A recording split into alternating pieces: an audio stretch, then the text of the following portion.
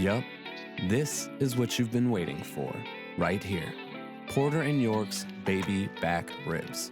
And you know we're gonna smoke them, because today, you got time to be a hero. Now let's make a dry rub.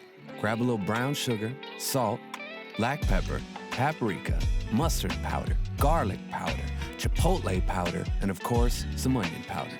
Once you got them all in a bowl, go ahead and mix them together. Easy. Now, after you've removed the membrane and patted them dry, coat the ribs with plain yellow mustard on both sides, and sprinkle that dry rub also on both sides, and let them sweat for 30 minutes. Perfect. Now place the ribs in a preheated smoker at 250 degrees.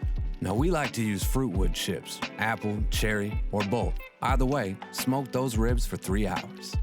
Now after that, wrap them in foil and place them back in the smoker for 1.5 hours.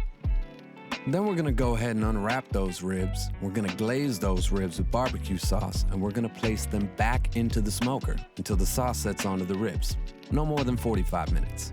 Now, with all that extra time, you got a minute to prepare a couple sides.